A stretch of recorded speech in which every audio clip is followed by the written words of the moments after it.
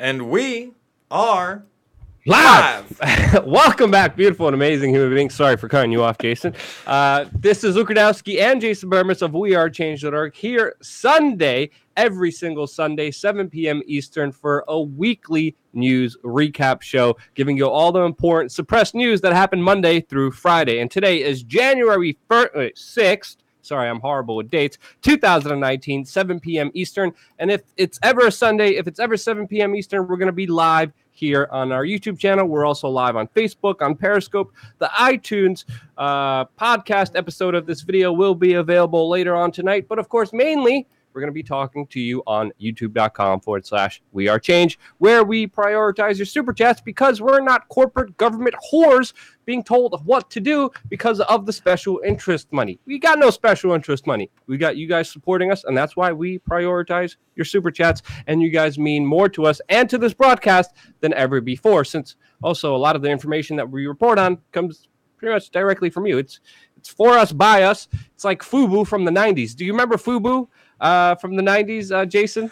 You know my favorite thing about FUBU from the 90s? Oh, did you wear FUBU in high school school? How dare you? You think I had enough money for FUBU? And I wasn't for us, by us for Jason Burmis. But my favorite FUBU moment was when South Park did the Steve Irwin episode. This was before Steve Irwin actually died. And they had the Crocodile Hunter episode. And the kids were wearing Boo-Foo. Like, all of them were wearing, like, this hyped up. And I specifically remember, Mr. Radowski, that I'm not saying you were FUBUing, but that style was very prevalent in a young man who started this organization called WeAreChange. I don't know what you're talking about. That sounds like some slanderous conversation. Yeah, no, I did. I was one of those in high school.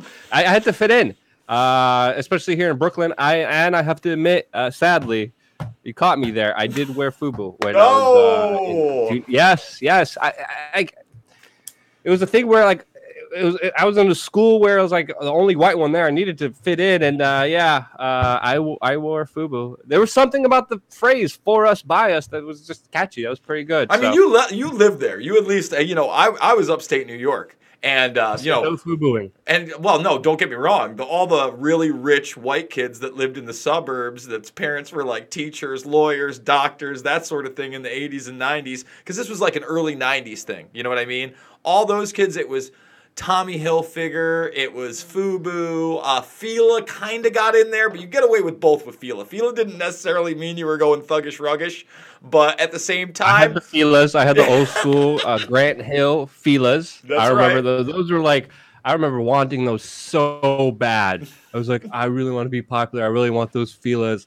And like everyone wearing those huge oversized, like you could literally they were parachutes that you had on you because you would wear clothes that were 5X, 4X, size 30. No, I was a Jinko man for sure, but I wasn't crazy. Yeah. Like after Jinkos got popular, then they started like you could literally fit a small human being in each pant leg, and they just had pockets everywhere. Like the Jinko, the wide leg, I actually prefer that. You know, I'm not a skinny jeans man. I like a little buttocks shown, not too much. So the Jinkos were perfect. TMI, Jason. You know what, Luke? We already got a pretty good crowd, and I do want to say Happy New Year to everybody, especially the members out there. Phoenix Liberty's out there. There's already a couple super chats. We got some new ones too. How was your New Year, by the way? What'd you do? It was awesome, man. I got together with my little cousin. He's about 10 years younger than me. Actually, was a baby. We lived together. My aunt and him, they lived underneath us. So, I used to buy him school clothes. Really, we hadn't gotten together. We got together on Thanksgiving, and somehow we got to go to the city, down to MSG. On New Year's, go watch the Professional Fighting League Championships, which was awesome. Unfortunately, the main part of Madison Square Garden, because this is in the Hulu Theater, was a fish show. So there were some, filthy fish heads out there. If you're listening... Dylan Avery and Ann Coulter there. Last time I went to a fish show, it was with Dylan Avery and Ann Coulter, and Dylan brought me backstage. This was years and years ago. Yeah. At a fish show. You know what? I've been talking to Dylan, obviously, because of these 9/11 papers in the past couple of days, and we're going to get into all that kind of stuff. But it's been an eventful New Year. I was out of town. I was taking the train. I didn't get back here till like 5 in the morning after that. I didn't go out to party. We were in a We were in Penn Station when the ball dropped, and we were in some little diner having a dinner after the fights, and they came over with the champagne and stuff like that, watched the ball drop from afar. I know, what would you do? What was your evening of New Year's like, my friend? Just fireworks in what was it, Honolulu? Nothing really crazy. Just with a bunch of friends, enjoying the night. Pretty early night, and really wasn't that eventful. Otherwise, than just hanging out with a couple friends and watching the fireworks. So nothing major, not as exciting. Definitely was happy I wasn't here in this illustrious crap hole that is New York City. See, I loved but regardless of, I loved it. But I got to tell you, for those that don't know, you can take the train in right under Madison Square Garden. So it's literally, you could do just like a little city block walk and say, I've seen enough of the city, go into your event, go downstairs. It's not like I was mobbed out for Times Square or any of that stuff. And I can't imagine being there on a daily basis because you come out of the ground and it's a whole nother planet. There's literally... it's extremely depressing, especially Times Square. That's like one of the worst places you could be caught in. I had a friend that her parent came here all the way from, what was it, India, and they were utterly terrified of Times Square. They're like, it's a hellhole. I don't want to be here. Like, the first time coming to New York City, everyone's like, go to Times Square. No, it sucks. It's like the corporate mega load of propaganda just being squeegeed into your third eye. Utterly insane. And all it is just advertisements being broadcasted to you in such a way where night becomes day. That doesn't sound like a pleasurable experience with people jam-packed pushing each other around where you got to pay $5 for a freaking hot dog now when they were $1 a couple years ago. But, okay, I'm going too crazy already. I'm pissed off at Times Square. I remember watching some of the footage from Times Square during the New Year's. It was raining. People looked miserable. They ban you from having umbrellas. People are like peeing themselves because people had to be there for like 15 hours. It just, I don't know why people do this. I'd rather be in jail than at Times Square during New Year's because ultimately it's the same thing. It's pretty much jail. Yeah, not for me either. But again, had a really great time. And then by the time I woke up the next day, Lee from Press for Truth, Lee Stewart, started telling me about these 9/11 hacks, and we're going to get into all that. But, I don't want to call myself a kid in a candy store because that's kind of morose.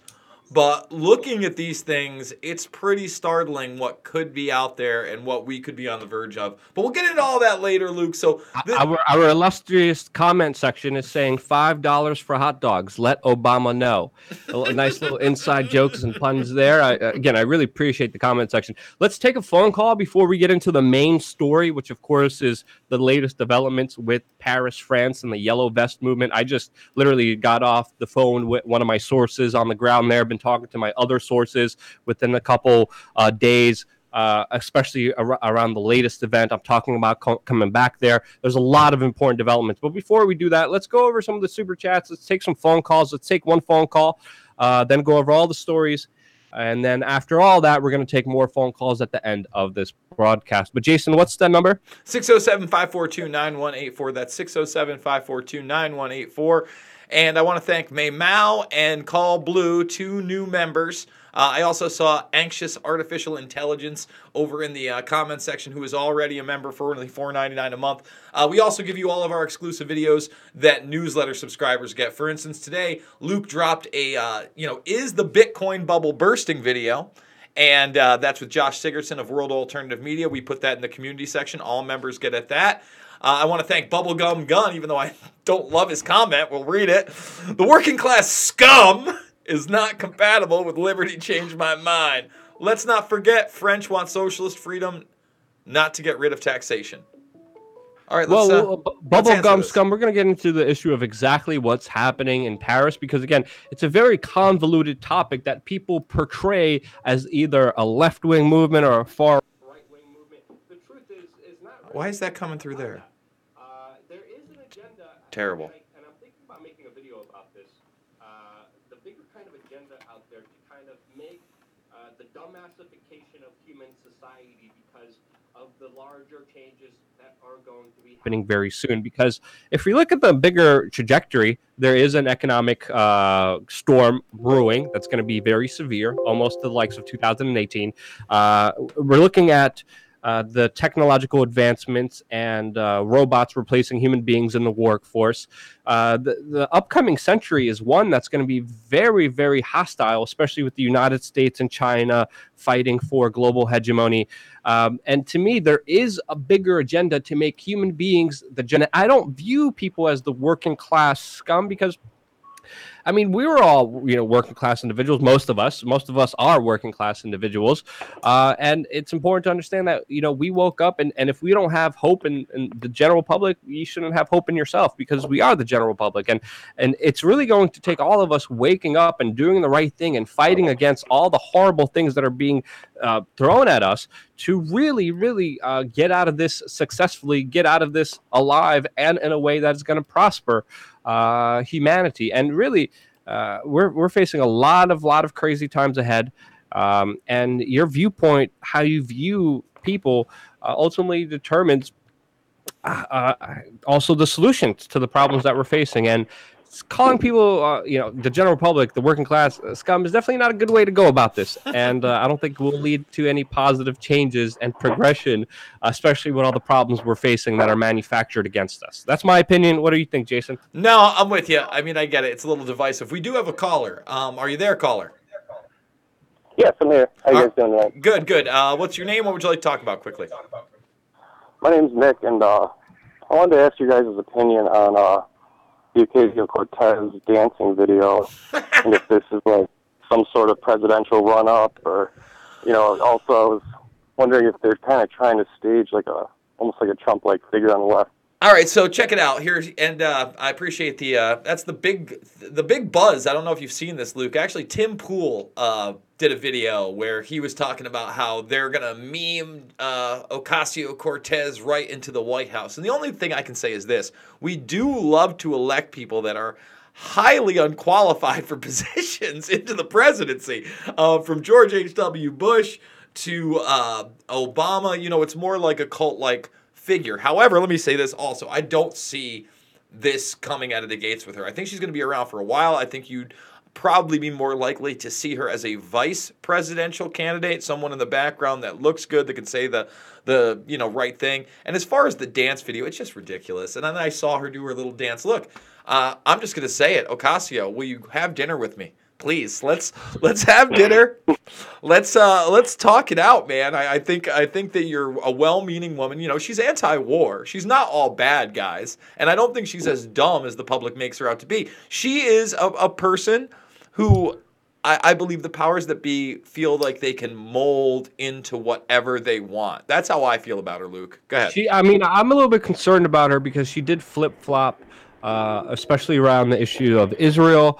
And she is becoming more of a populist. And the more people that attack her, the more popular she becomes, because a lot of her core base doesn't care what she says and what she believes in. They support her just like a similar populist leader, Donald Trump. Doesn't matter what other people say about him. His fans are always going to be with him.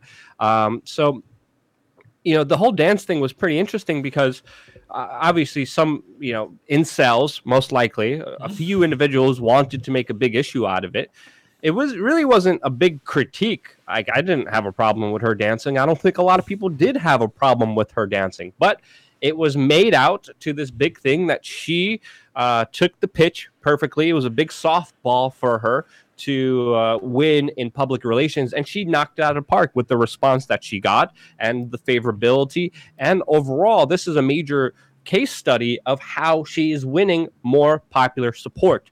And to me, this one incel thing was really dug up to made out to be as a bigger thing. But I really haven't seen a lot of establishment Republicans or conservatives or even figures on the right make a big deal out of her dancing. But people are assuming that they are, and that's why she was able to counter back so successfully. So with the constant kind of flip-flopping, she does, talk about a lot of good things that a lot of people are happy about. But the way that this is going, I definitely see Goldman Sachs and other special interests dying to put their fangs into her. And usually what happens in these kind of scenarios is these politicians are co-opted And for her not to be co-opted with as popular as she is becoming is going to be very rare. So my hopes and optimism about her are very, very low. Will she surprise us? Possibly. But again, my expectations for that are very, very little. All right, let's go over some of these last super chats and go over to the main story, which of course is going to be the Yellow Vest movement. Jason? You got it. Happy Sunday, guys. Jason, stop ransoming the 9/11 information behind a Bitcoin paywall. The truth will come out one day. Last thing I would do, an inside joke for those that know what's going on with the Dark Overlord. We'll get to that in a moment. Thank you for the super chat, Avitas. Bitgore, thank you for the $5 super chat. And Marco P. Marco with a $24.99. That's a big super chat right there, my friend. That's a downloadable Xbox One game. We really do appreciate that instead of a night of entertainment with Fortnite and its accessories, guys. He decided to come watch WeAreChange. So much love to you, sir. Thank you for supporting independent media. Guys, it really does help us. You can't even imagine how much. Even spreading the links, hitting the notification bars, getting this information out. And that's what it's all about. You know, there's a verifiable media blackout on both the big issues me and Luke are going to be talking about in just a moment. They ain't talking about the Yellow Vest. You're downloading. Not all the accessories. Not if you want the pack to look like a Star Wars sailor Pokemon outlaw. And there's a lot of those. I really don't care about that. But regardless of that, I was also thinking about doing a little gaming channel because sometimes on rare occasions, like once a month, I actually play like video games once a month, but don't actually have time to actually do all that. There's another point I wanted to make. I totally just forgot here. Oh, yeah. I'm very curious to hear everything and all the research you've been doing about the 9/11 hack because I'm really, really curious about that. It's a story that I haven't been following, but I'm very excited to hear some of the latest developments that are happening there because obviously a lot of disinformation or just complete media ignoring of the topics or other people taking advantage of it and trying to make it another QAnon thing. And again, a lot of ridiculousness happening in media, but let's just go over to the main story that, of course, I wanted to talk about. And that, of course, is the latest developments that are happening with the Yellow Vest movement in France. Now, before we get into the French Rocky Balboa, before we get into the forklifts, before we get into the utter chaos and madness that is unfolding on the streets of France, we have to understand here that the Yellow Vest movement is a movement that started in France, but is spreading everywhere. As we saw actions take place in Winnipeg also this Sunday with a Yellow Vest vehicle convoy protesting Trudeau and, of course, taxation in Canada. We even saw police clashes in London with copycat Yellow Vest movement, clashes that spurred after the British police arrested a 13-year-old during demonstrations in London over this past Saturday. And of course, the main one that happened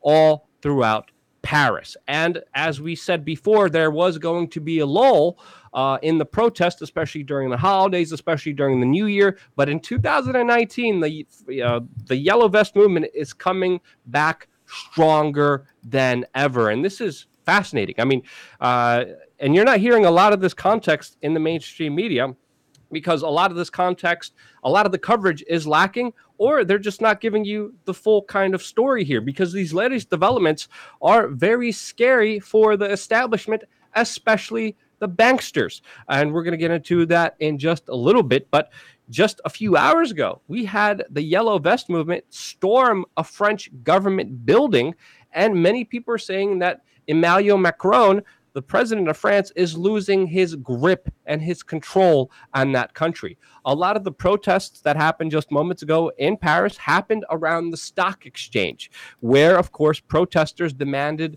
the resignation of Emmanuel Macron. Now, the location of the Yellow Vest protest by the stock exchange is very significant. And we have to understand that there's a bigger kind of push here, a bigger demand of action by this larger movement that is represented by people from the left, from the right, and also the moderate that have come together. And as we know, if you're just paying attention even just a little bit to the economic news, you know that a 2008 style scale crash is coming very soon in 2019.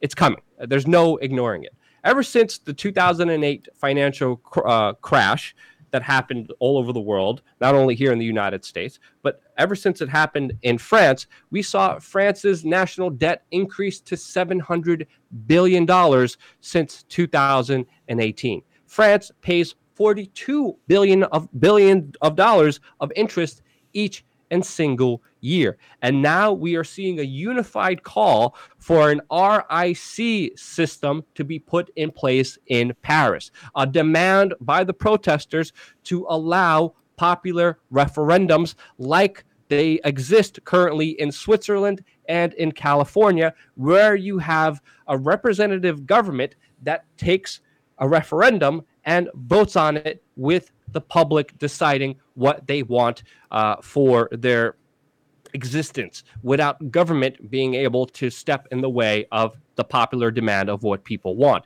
And one of the demands that they want over this RIC system is, of course, a similar revolution that we saw in Iceland that happened in 2009 and 2010 that was called the Pots and Pans Revolution. And this is a very popular demand. As we are seeing, 80% of the French people support this new RIC system, this new popular referendum system. And 75% of people in France disapprove of Emmanuel Macron, who was deemed the previous savior of globalism, the big queen of the European Union, who is now less.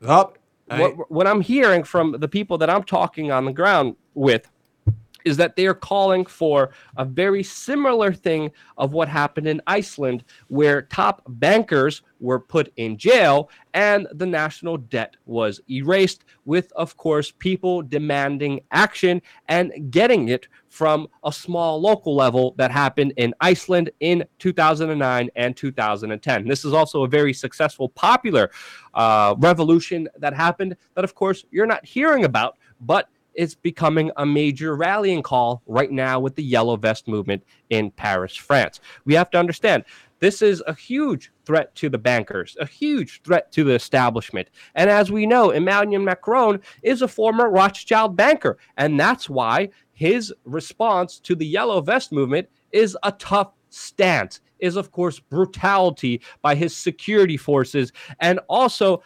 unbelievable actions where literally, as we saw just a few weeks ago, the French authorities preparing a, quote, last resort chemical weapons attack on the population of Paris that would prevent the Yellow Vest protesters from, of course, entering key government buildings. This is a major, major story that a lot of people are not really talking about, but this is really significant. The French government, Emmanuel Macron, the police forces see the Yellow Vest movement as big as a threat, that they're literally talking about a chemical weapons attack on Paris to throw these protesters and get rid of them from entering key government buildings, from overthrowing governments symbolically. And this is huge. This is a chemical weapons attack that they're talking about would lead to debilitating effects on the population that can spread to 6 sizes of football fields in a matter of 10 seconds. A dispersant that hasn't been used before, and already they are using very strong dispersants, as I have witnessed, even with a gas mask and goggles, which have affected me severely when I was there covering it with just the basic tear gas. This is not even tear gas that we're talking about. These are chemical weapons that the French government has and has established and is ready to use if the Yellow Vest movement takes over a government building. And they're escalating these tensions, as we just saw one of the major organizers of the Yellow Vest movement just being arrested before the action that took place hours ago. And of course, the reaction of this was more protesters on the streets and the resurgence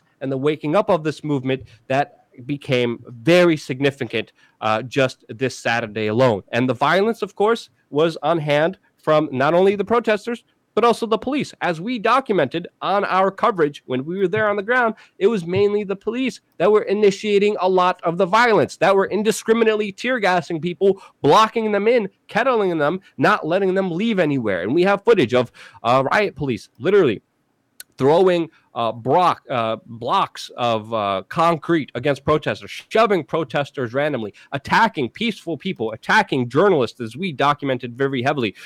Severe injuries coming from the population, with the population responding more than ever, not only smashing cars, not only smashing government buildings, but also, as we just saw this past Saturday, bringing in evacuated from the back door, causing, of course, a lot of panic. There's also viral footage happening right now of the Rocky Balboa of Paris, literally doing a hurdle over a barricade, coming in and fighting back against the French police officers, which he was calling a coward for attacking people, which now, of course, there's a warrant out for his arrest, with his picture being predominantly showed everywhere. But a lot of people are seeing this man as a hero right now because, one, he's going to be severely punished, but he also responded to, of course, the suppression that the police were doing against these protesters that has been very heavy-handed.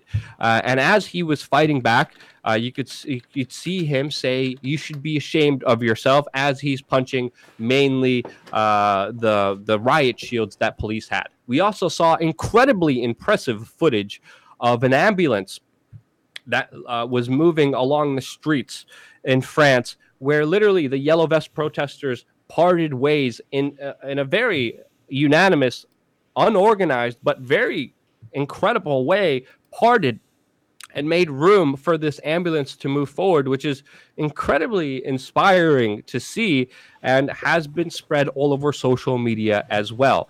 And from this past Saturday, we, of course, have the government Interior Ministry reporting that there was only 50,000 people taking part in the Yellow Vest movement. There's other police accounts that say that there was over 300,000 protesters taking part in this past Saturday's actions. And if there's one thing that is sure about this, is that, as we've been saying before, as we've been saying on the ground, this Yellow Vest movement is not going away anytime soon. You could only expect more arrests, more repressions by the state, Emmanuel Macron, the Rothschild banker, who, of course, is opposed to this bigger referendums that the people want, which they want to predominantly go after the bigger banksters and the huge tax incentives and tax cuts that were gifted to them by the globalists. The globalist Macrons are panicking. They're going to be answering back with more violence. Expect more craziness coming from Paris. And this is why I'm looking at my freaking flyer miles,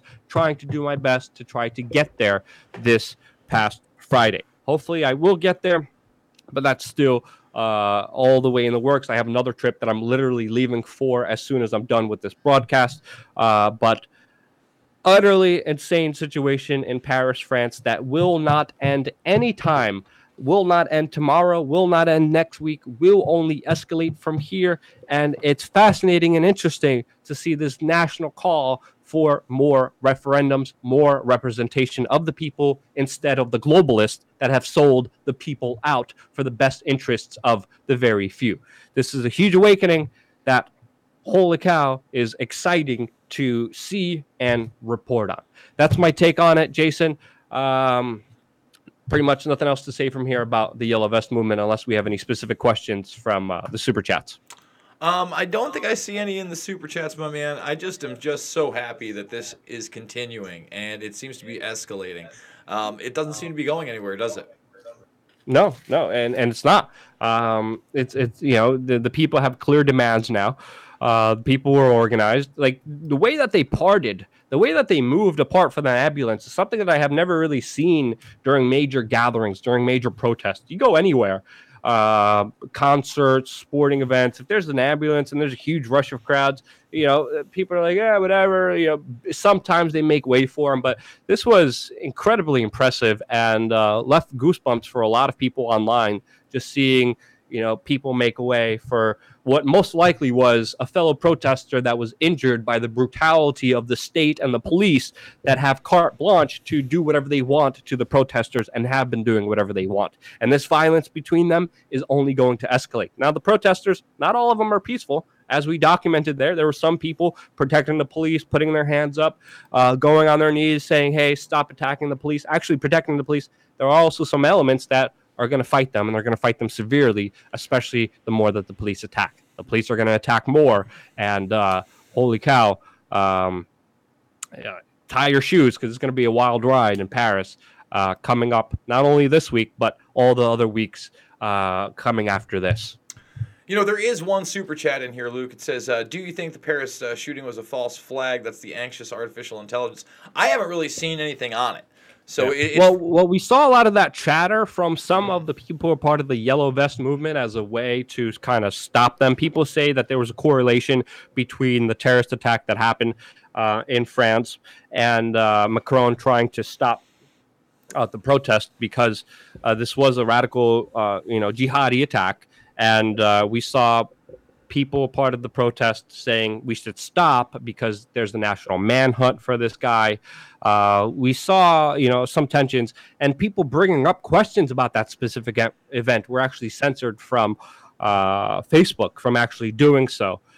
This is where the kind of bigger suppression by social media of the Yellow Vest movement happened as well. So those are the only facts we know about the case. Whether it was a false flag or not, I haven't seen any definitive evidence, but that's just some of the circumstantial evidence that we know of.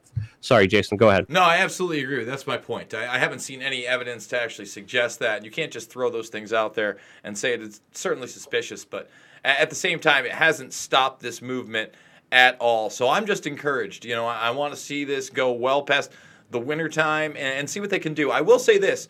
Truthstream Media has an interesting take on it. They think that the people are fed up, but they also think that this is going to be steered in a direction more towards Estonia and this kind of 5G AI super state that I've talked about, you talked about with Max Egan. So I encourage people to check them out. They were actually in Paris, 3 or 4 weeks ago while you were there, coincidentally, and they were there to watch these riots, and they've got an interesting take. So I haven't watched that video. It's literally on my to-watch list. I'm watching their 4-hour documentary now about the technocratic state. I'm trying not to go crazy watching it because it's 4 hours. Oh, I know.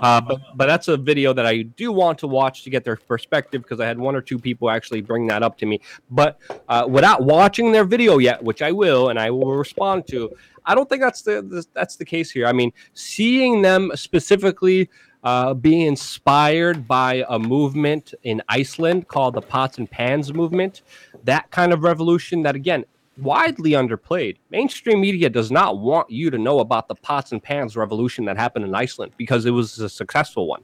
It was a one that put bankers in jail for their crimes that they committed during the huge financial scandals and crisis that happened in 2008.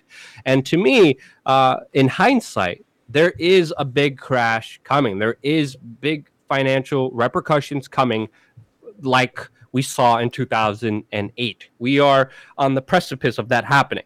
So to see this movement even before that, see the specific call for referendums, to see them bringing up Iceland, to see a lot of this information that was predominantly censored from people is inspiring, and I still believe has potential to go towards a very, very positive path.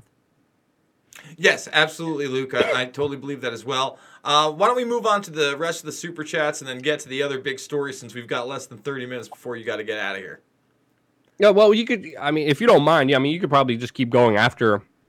Oh, yeah, no, absolutely. I'm just saying This next one is going to be a long one. I expect that you're going to be pretty interested in it. Bitgore gave us another $5.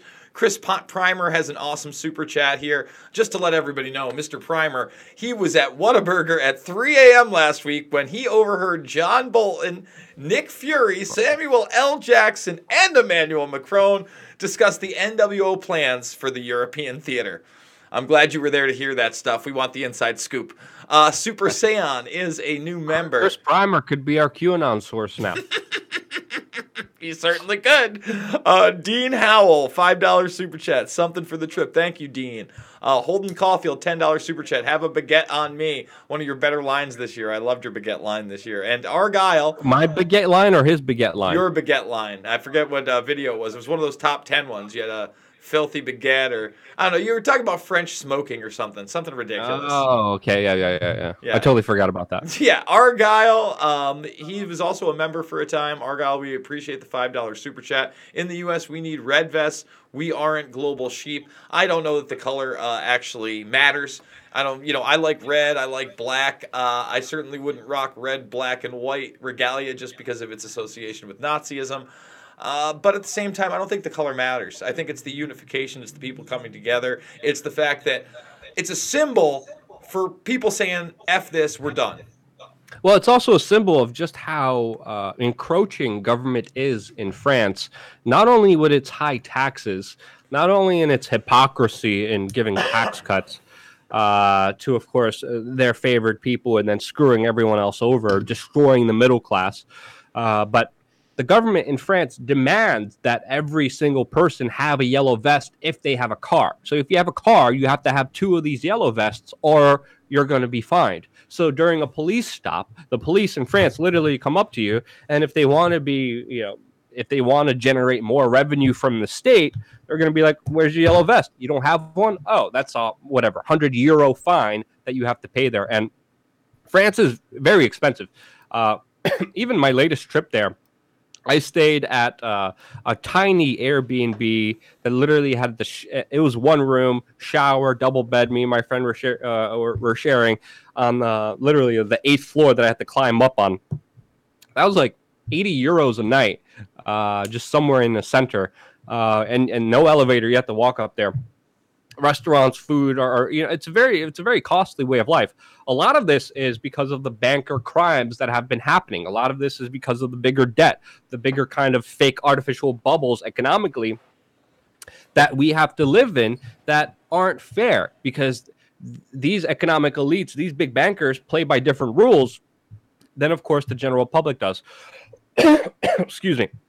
And the bigger point that I wanted to kind of make here is that this yellow vest movement has already been effective in taking away revenue from the state, because one of their main kind of ways that they protest is that they go to these major toll booths, which are, by the way, privately owned by private companies that the French government, and open them up for people just to walk through and go through until the riot police come. And then, of course, the riot police leave, the French protesters come back, and again, open the gates so people don't have to pay the toll. Also, about 95% in some districts in France, speed cameras have been demolished and destroyed by this yellow vest movement. So already there's larger impacts on the state being able to generate revenue from its people. And this protest, even on small levels, significantly has economically affected France in very severe ways. I mean, the main street that all the protests were happening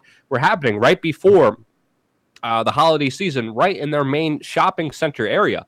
So it was a huge economic hit that also needs to be understood here in the bigger context of this kind of yellow vest movement. Okay, let's go over some of the super chats. We got another one by Sebastian Soja, 44 Nook. Thank you so much, Sebastian. Really appreciate that. And all your support, and everyone else here who is a part of Real Independent Media. I'm working on a pretty crazy story that I'm leaving for in just a few hours that you're going to find out about soon. Again, I make a lot of my updates on Instagram, on Twitter, all under Luke WeAreChange. Luke WeAreChange on Instagram and Twitter. I'm going to be making more posts about more of the crazy stories I'm going to be on.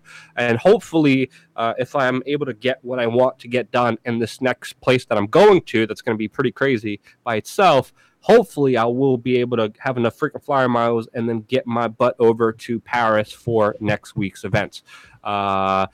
People are asking me, Radiscipline, $2 super chat. No, I actually been looking for the gas mask. I hope you guys sent it over to the right place. I'm gonna have my family actually go check the PO box, but we have a PO box, and Radiscipline. I think I'm saying that name wrong. Radisciple. How do you say that? You broke up. Radisciple. So in other words, disciple with a rad in front of it. He's a rad disciple. I just left a comment right now about our PO box because Radisciple, you said you were going to send me a gas mask. I haven't seen it yet, but I'm going to have some of my family members check tomorrow to make sure it got there. So appreciate you very much. I'm going to double check, but so far it has not come in, sadly. So yeah, that's my take on it. Anything else you want to say, Jason? No, that's good for me, my friend. Okay, sweet. All right. Do you want to get into your story specifically? Yeah, and this is also Monday's story. So what do we have? And I can hear myself on the back end, Luke. I'm not sure if you want to turn that down. I'm going to turn it down, Yep. So here we go, guys. I get home on Monday, and all of a sudden people are telling me that there is this big 9/11 hack. And I'm like, well, what do they have? Who are these hackers? What's really going on? And before I whipped out my jump to conclusions, Matt, and said something that only a jackass would, I looked into it. I wanted to know whether we were all going to get played and duped. That's very rare, Jason. I know. You know, the ass clownery and the jackassery that goes around when some of these big announcements are made is pretty astounding. So what happened? So, like I said, I get contacted by Lee from Press for Truth, and she tells me that there is this group called the Dark Overlord. Oh, the Dark Overlord. Now, when another alternative media host heard that name, he went into all this word games and how it was a double entendre and how it was, obviously a white hats or white hackers in the deep state on behalf of the Trump and train that are going to save the world. I mean, you just give me a break, man. Who are these people? Well, they're extortionists, and they're successful extortionists. The group has been around for several years now. Their big extortion that they made national headlines for that they did was they hacked one of the Netflix production companies, and they were able to get the season of Orange is the New Black, I think it was the third or fourth season, before it was released. Okay? And you confirm that this is the same group, Jason. So this is the same group that was able to release actual things that they hacked before. Worked with the FBI. So you sign like a pseudo agreement with these people. And apparently if you go by this pseudo agreement, well, they don't mess with you, right? Well, they didn't. They worked with the FBI. So what did they do? They got their money and they released the season of Orange is the New Black for everybody to see. Okay. So wait. They got their ransom money and they still released it early. They only released it early because part of the deal was we get paid and you stay away from law enforcement. So these guys paid the ransom, but then they worked with the FBI to try to catch them. So then you broke the contract, and they explained this to them. And let me tell you, they've hacked hospitals, especially plastic surgery. They're trying to post nudes of people before and after. So as soon as I see that these guys are a real group, I want to show this to everybody. 4 days ago, it's still on my phone before it actually goes away. You can kind of see it. There it is. There's the Dark Overlord thing. You can't see what I said to them, but I assure you I was imploring them to just, give up these documents if they had them. Well, they got banned from Twitter. What they did release to the public, Luke, was a 9.8 gigabyte file in 5 separate layers that are encrypted by an open source software called VeraCrypt.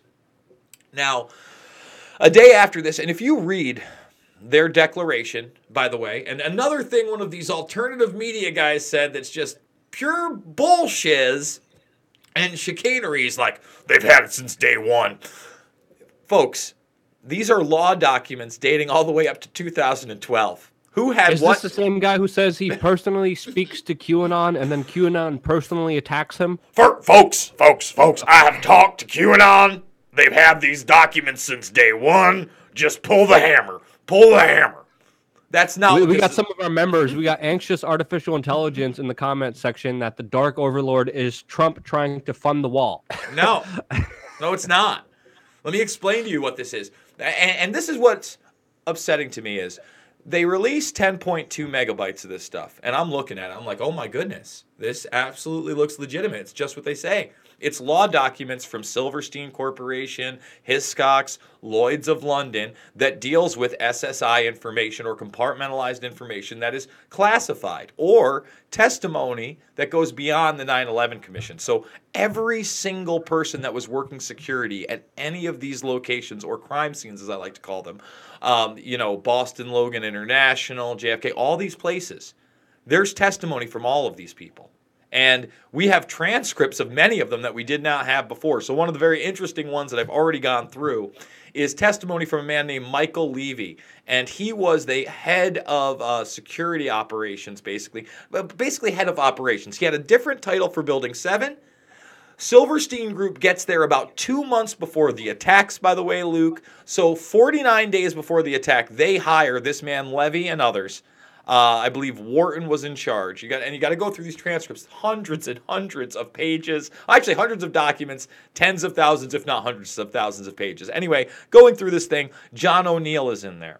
Kroll is in there. Kroll writes a security report prior to 9/11, Luke, where it's so harsh on how bad their security is that Wharton, who heads it up, wants them to amend and retract it.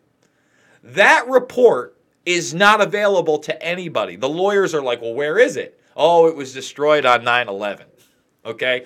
Anybody who, John O'Neill... And they released this report and it's legit? No, that's what I'm telling you. No, Michael Levy talks about the report and John Wharton and Larry Silverstein being concerned about the report.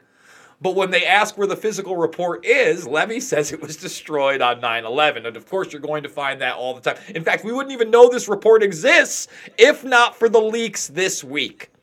Another document that I have now found. And by the way, guys, if you want to see these documents, it's time to go over to the backup channel. We've had over 1,000 subscribers now in the last 3 days. As I go through them, I am doing live streams. I'm a little hesitant to put these documents up on this channel as they may use it as an excuse to take the channel down. That's why I'm not putting these up as I talk about them. Well, there's other people who probably publish them on other websites that, they are part of the public domain. To anyone that are publicly available. And that's why we're doing it on the backup channel. But please check it out. For instance, there is another document that clearly shows. You want to know who's on the hook on these 9/11 lawsuits? Because even though they're suing, United Airlines and American Airlines and the World Trade Center and the Port Authority, are they going to pay a cent? No, they're not going to pay a cent. You know who's paying? Sudan, Iran, Syria, 13,000 plus other entities that they don't name. All of those people had their assets taken and then liquidated from 9/11. It's from that they make the payouts. And in this same document, you know who gets exonerated? All of the Saudis. There's 5 Saudis left that are not exonerated that the judge is like, well, we're going to see. We're going to see. But the House of Saud is exonerated. Many of their banks are exonerated. So there's 5 people still on the list. 2 of those people are mentioned in my film Fabled Enemies. Now, in it says the CIA, by the way, knew they were funneling money to bin Laden and his network as early as 2000. Okay? They knew this way in advance. This is in the document. Should be headlines everywhere. In fact, I did a Veeam of it today. If you'd like to just see the 2-minute condensed version, go check out the Veeam. And on it is Khalid Mahfouz, and that is bin Laden's half-brother and I think brother-in-law in some other weird way. There's a lot of halvesies going on.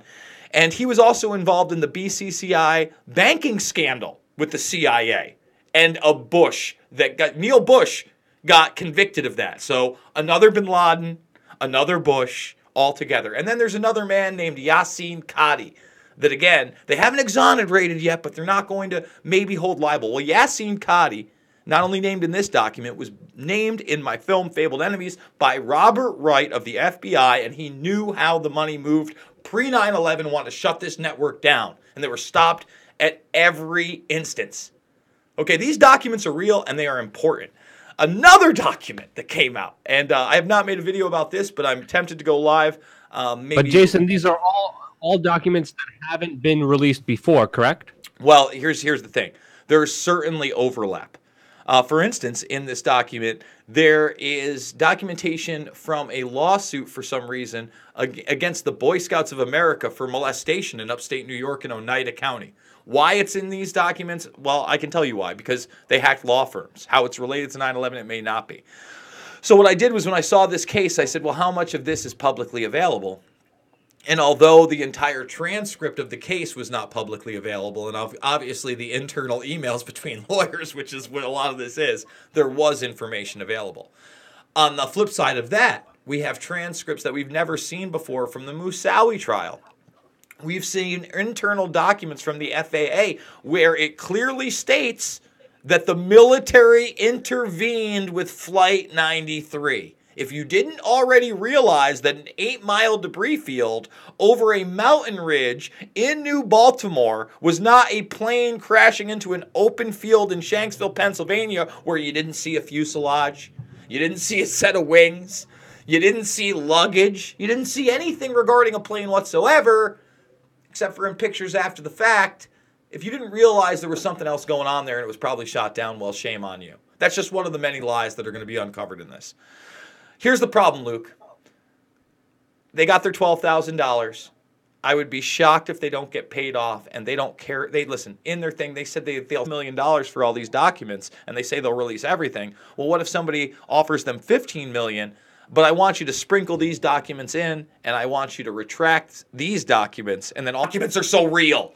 So, you know, I at the same time, I'm holding everything with a grain of salt. I'm hoping that there are others out there like me that are going to be scouring these documents for things like CIA, for things like Kroll, for things like Michael Hess, who was, if we can get his testimony, who was in Building 7 when there were bombs going off in the building. There's so much out there, folks. I need all you out there to be the info warriors of yesteryear and dig dirty and get at me on Twitter, get at me through this, and we're going to keep investigating it. And the mainstream media has been utterly silent. We've seen, Luke, just a couple, Forbes articles here and there. But the bottom line is, it's not on NBC. It's not on Fox News. It's not on CNN. It's on none of these networks. Yep. And that's because it's real. Now, Jason, I know you've been working very, very hard on this. You've been doing all the research. Definitely try to crowdsource this as best as we can and maybe make a post on the Facebook page or the Twitter page saying, hey, I just looked through this. Can you guys look through this and leave me comments of the most important information that we found through this to make this kind of easier on you? Because I think if all of us do a lot of this work, it'll be important. But I just wanted to ask you, how many other documents have been released and how many other documents are there? And you're right, the whole monetary aspect of this is very worrisome because, as you said, this could be manipulated with the obvious incentive here, which is money. Yes. So officially, the number is 650 documents that have been released, right? But let me say this. That doesn't mean 650 documents have been released. For instance, if you open up one of these Outlook emails, there could be the testimony of 15 different people in there. So you open this one document up that's like, 1.5 megabytes, and then all of a sudden you have 9 PDF files of somebody's 3.5-hour testimony. And that's one person, and then the next person, and the next person, and the next person. So And in relation to what the size is, because this is encrypted and we don't know that all 9.8 gigabytes are actually going to be used, I think the decryption of the 650 megabyte layer 1 was about 1/10 of that size. So it was about 65 megabytes. We're talking about multiple gigs worth of information. But again, because it's encrypted, I don't want to break my jump. I'm not telling you that I have the source, folks. I don't know. I'm not on the phone with QAnon, and they're not ready to drop the hammer, okay? So we really don't know. But I can tell you this, they're not bluffing, and there are plenty of these documents, Luke, that, for instance, are requests from lawyers, right? So they may get somebody's personal record that worked for American Airlines, and there's a ton redacted. And then the second time they get that document, it's revised and not a lot is redacted. And one of the things I showed was a side-by-side comparison of one of these women who worked at Boston Logan, entire information in it. So we have to be really careful on how we report this. We have to double and triple check everything. But again, we got to get in there and dig into these files. Yeah. I mean, how many files have you looked through and how many more do you need to look through? Dude, I mean, honestly, if I were to be honest, I probably perused 100+ files. And when I say peruse, that's me going, okay, what's this? Scroll, Control F, keyword. Okay, nothing. And then let's make a post. Let's make a post about this on social media. Be like, hey, there's all these documents. We need help looking through them. And I don't know. Let me know too. Maybe I could look through some of them as well. But this is an important one. It's crazy that this happens literally. Here we got crazy protests in Paris. The government is shut down for now 16+ days. This is a pretty good year, Jason. I knew you were going to go with the and actually, one of my stories for the week does have to do with that. But listen, it's been nuts. I'm very worried because there's been no action from these guys in 2 days, like I said. And I'll tell you what, man, if this is the real deal, and it seems to be, and we still got a shot, all you crypto cowboys over there, I know they're dumping. We'll do something good with that money before they totally tank. Why don't people just do a GoFundMe fundraiser? That's been thrown around, hasn't it? Yeah, it has. I don't know why. Listen, the other thing is their Bitcoin address is open, so you can see where there has been some small action on it today. And again, they're saying as soon as the tiers get there, they get unlocked. But they're only this is the crazy thing. Why would they use Bitcoin when Bitcoin is traceable on the blockchain? Yeah, all right. So let's say it is traceable, right? Okay, so they do that, right? And then they just you could still try to hide it, but it's going to be hard. All right, so I've heard this argument. And I saw, I believe, Ben Swan make it. I saw Sigurdsson make it in the exclusive video today. Think about it this way. You get all that Bitcoin, and then you divvy it up between mobile devices. Because, when we were sponsored by Dash, I got a lot put right here on this phone. And then I use Jax, which lets me convert my cryptocurrency to other cryptocurrencies almost immediately. I do that 5 or 6 times with Monero or any other cryptocurrency on this mobile device. And then by that time, while it's on the blockchain and confuse it, I can cash it out in Bitcoin somewhere else. It's going to take so long to figure out how and where that money, if they could even do it, was transferred. I think Bitcoin is the short-term solution for them, and I think that they're washing it with other cryptos. That's my opinion. I could be totally wrong. That makes sense, right? Yeah. Also, we have one of our members, the Phoenix of Liberty, asking us what the F is a Veeam. The Phoenix of Liberty Veeam is a small clip that we post on our Twitter accounts. 2 minutes of a square video explaining one specific topic, and you could see that on our Twitter under WeAreChange NYC or Luke WeAreChange. A lot of the Veeams are on there that you guys could see. So that's what a Veeam is. Phoenix of Liberty. Thanks for being a member. I want to go over anything else you want to say about this specifically before we get into the super chats? No, you know what? Again, I'm sure I'll talk to maybe the audience about it after this with the weekly stories. So I know you got to get out of here. So let's just hit the super chats. We got a couple more. Yeah. Let's hit the. Let me get some of these super chats if that's okay. Yeah. We got one by Albert Frederick, who's just said loose change. Yeah, loose change is a very popular. I think one of the first internet blockbusters that Jason was a major part of making and producing. Definitely recommend checking it out. Anything else you want to say about Loose Change, Jason? Check that out. Check out Fabled Enemies. There's a lot of good stuff out there. All right, we got another one by Eating Silver 25 who says amazing Office Space reference. Did I do that? Or did you do that? I may have done that. I'm not sure. I'm not sure either. The jump to conclusions, Matt. Yes, that was me. Yes, the jump to conclusions, Matt. My friend was watching The Office inside my place just a few moments ago, and I'm like, wait, what? Not Office, the Office Space, the legendary Mike Judge movie. I don't watch that. Oh, yeah, that was a good movie, too, where they bashed up that fax machine. A lot of Veeam potential for that one as well. Another super chat by Ben George, 20 pounds. Thank you so much. That's a very significant amount. He says the media is trying to suppress this whole thing. Start using the hashtag European Spring. Keep up the momentum. Make the European Spring a meme. And I agree. If you want to get any ideas out there, you kind of got to meme them. And I've been talking about the European kind of spring coming for a very long time. Ever since I was in Paris, I'm like, hey, this is not going to end anytime soon. I think that's a fair way of describing it because I don't see this movement going away anytime soon. And I only see more and more people inspired by it. And I only see more and more people who are going to be taking more and more actions towards it. So I think hashtag European Spring is a very fair and accurate assessment of it. And then we got another one by Laurie Mint Gal Pal, who says, could you get French yellow vest guy Roman Light on? You can find him on Facebook at RIC Referendum, initiated by the citizens. Very powerful stuff. Yeah, very powerful stuff. The RIC is very interesting. We saw a lot of protesters this past Saturday with the RIC signs, RIC logos, RIC painted on their gas masks and everywhere. And it really is a fascinating movement. And it's awesome to see them push for something that has been suppressed, and that, of course, is the pots and pan movement that happened in Iceland. If you don't know what that is, you guys have to look into the pots and pan movement in Iceland, a very successful kind of action by the citizenry against the bigger bankster criminals out there.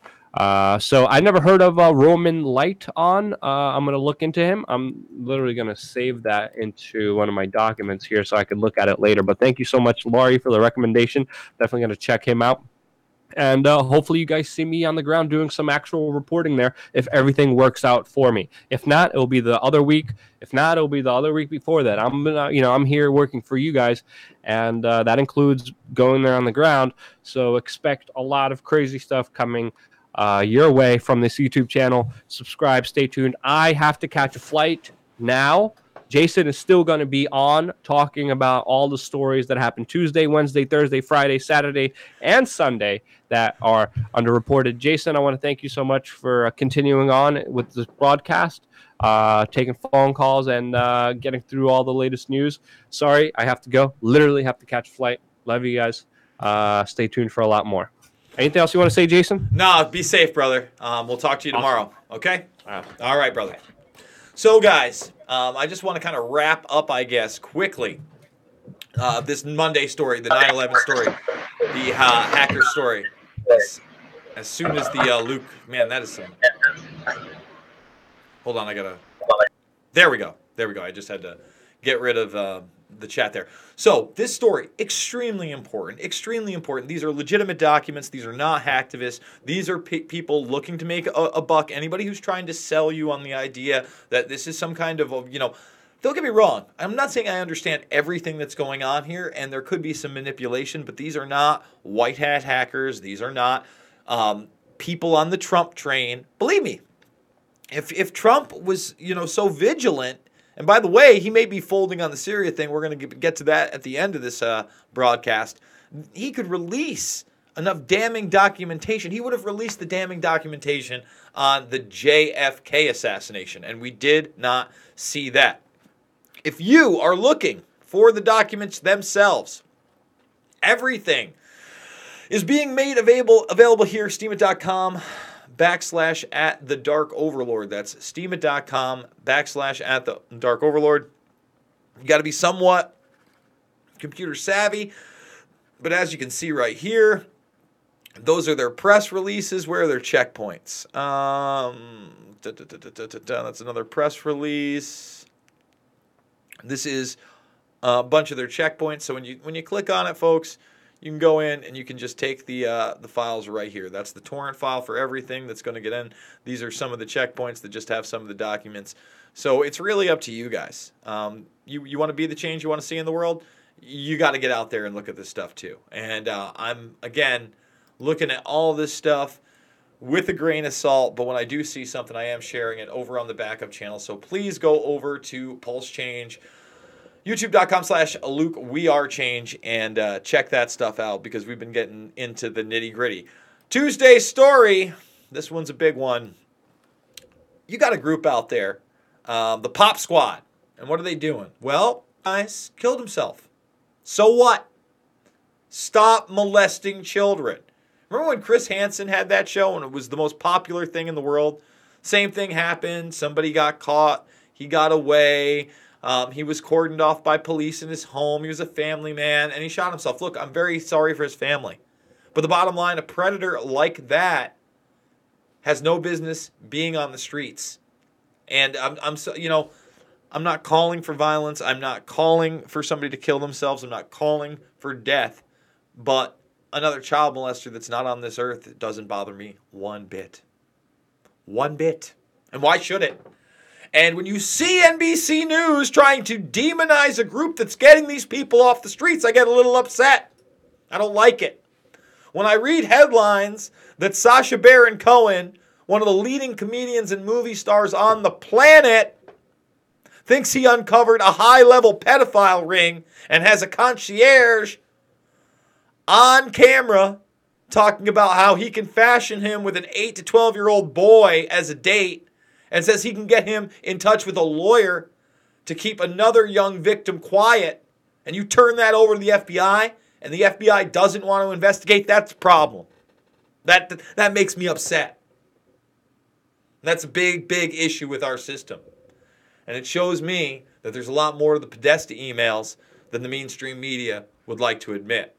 And luckily, I haven't said outrageous things, and I don't have to apologize on this platform and to somebody who I believe to be a demon, a literal demon. But, we won't get any further into that. Wednesday's story. Yep, Apple. Guys, you had to know some of this was inflated. And even today, Tim Cook is trying to put out an ad campaign saying what happens on your iPhone stays on your iPhone. Shots fired at the Facebooks of the world, at the Androids, and all these other devices. Listen, your Apple device is spying on you too. iCloud was hacked. Does everybody forget the fappening? Does everybody forget, Jennifer Lawrence and all those other celebrities that had all those nudes put out, sex tapes put out? What you do on your iPhone doesn't stay on your iPhone. What you do digitally is tracked, traced, and databased throughout the world. That's through our government. That's through foreign governments at this point. There's so much information that is shared just from these social media companies, from the Facebooks of the world that lied to you and lied to you again with Cambridge Analytica. I told you it was a non-scandal. I told you they were using ACR software in most of these devices to have them as 24/7 recording devices. And that's the truth. Okay? So when Apple stocks plummet amidst the stock market really tumbling, it should be no surprise. And I just want to let you know that Tim Cook's little gimmick, what happens on your iPhone stays on your iPhone, is a goddamn joke. It's absolutely ridiculous. All right, on to Wednesday. No, this is a Thursday story, and this one's a good one. Lifetime is finally airing the R. Kelly series, okay? And finally the public's realizing in masses that R. Kelly is a disgusting human being. He's been trolling high schools for the better part of his mid-20s into his 30s to find women. He had a sex tape with a 14-year-old girl where he tried to say it was his brother, which he urinated on her. No big deal. Highly circulated when it came out. Highly. Everybody knew then. In fact, the Boondocks, I posted this over on Twitter, great show, legendary cartoon over on Adult Swim. They had an R. Kelly episode. I broke it down so severely. And here we are, almost 20 years later, and when this information comes out, multiple girls that were 14, 15, sometimes younger, dozens of witnesses. What happens? His record sales go up. They spike. That's the sick society we live in. We live in a society where nobody wants to talk about Tekashi 6ix9ine like they're talking about him like he's a hero or a great rapper. No, he's also a child molester. Convicted. I can sit here and say it because it's true. And I know he's in jail right now and maybe facing the rest of his life in prison for his association with gangs and drug sales and the like. Well, I can give a rat's ass about that stuff as long as he's not involved in murder, but I'll tell you what I do want to see him serve actual time for. It's what he's not serving time for. And that's having sex with a 13-year-old girl and then posting that on Instagram. Okay? That's the kind of thing they give you a slap on the wrist for if you have money. And that's what they did with him. Oh, man. So R. Kelly, I hope his number is up. The Me Too movement is laughable until something's done. And this Surviving R. Kelly series, R. Kelly saying he's going to sue everybody. He hasn't even watched it. There's Aaliyah. Yep. Aaliyah's mom's up there. She's all upset about this series. Yeah, that's because you sold your teenage daughter to a sexual predator. That's why. Because he according to this series, he got Aaliyah pregnant when she was 14. Everybody knew it. Give me a break. Oh, man. Friday's story, here we go. Nancy Pelosi jokes around $1 towards the wall. Now, I'm going to go really, really short on this one. Not really going to go too in-depth. But, she says, we got $1 for the wall. Then she changes her mind. They don't want to give Trump the $5.6 billion. Everybody's upset about this government shutdown. Doesn't really affect me any. Doesn't really affect you unless you have a state-run job. The government's not really shut down, and the money he's asking for is peanuts. Trump is talking about the possibility of calling a state of emergency.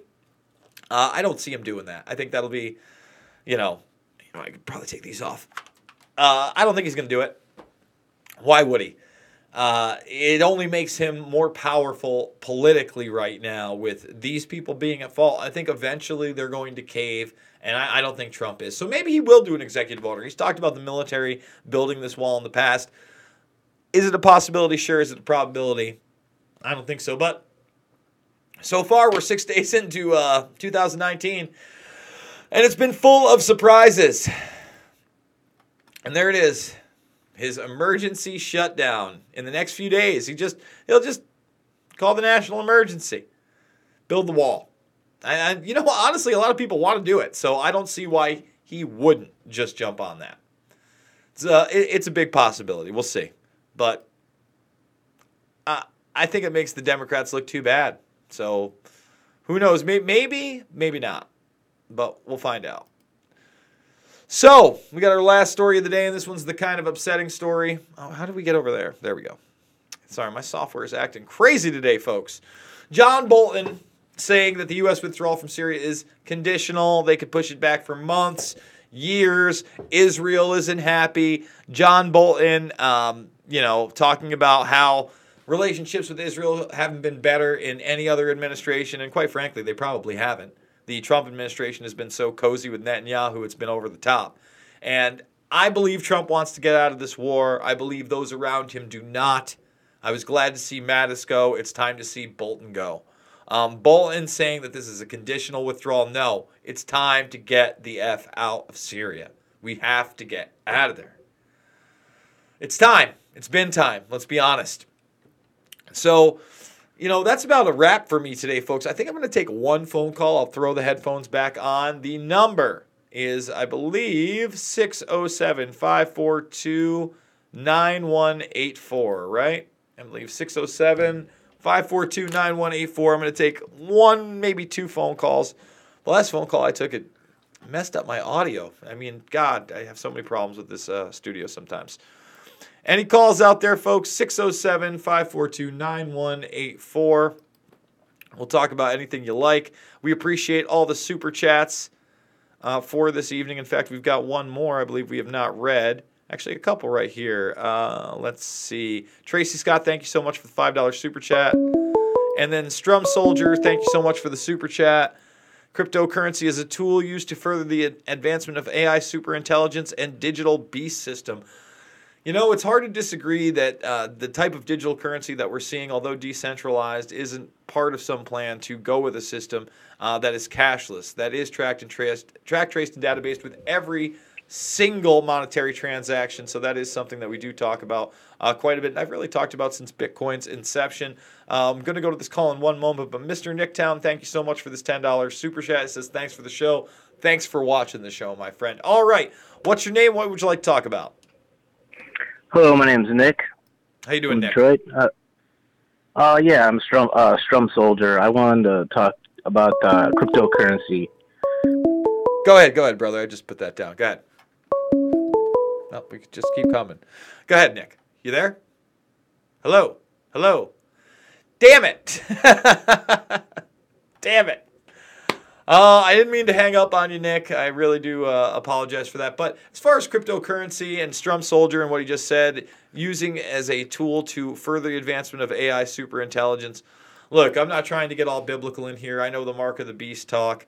I will say that I like the fact that we have a barter system, a trade system, and once that every single transaction is recorded, well, then every single transaction will be tracked, traced, databased, and taxed, most importantly. So that is a huge, huge issue. Guys, I'm going to get going because I'm going to cut this off. Please subscribe to the backup channel. There's a possibility I'm going to go live later on tonight with the document that suggests that the military did actually shoot down United 93 from the Dark Overlord treasure trove. If you've not checked out my other live streams, we are showing the documents. We're going through them one by one, and we encourage you to, grab the documents and investigate along with us. Thank you all for watching, and remember, folks, be the change you want to see in the world.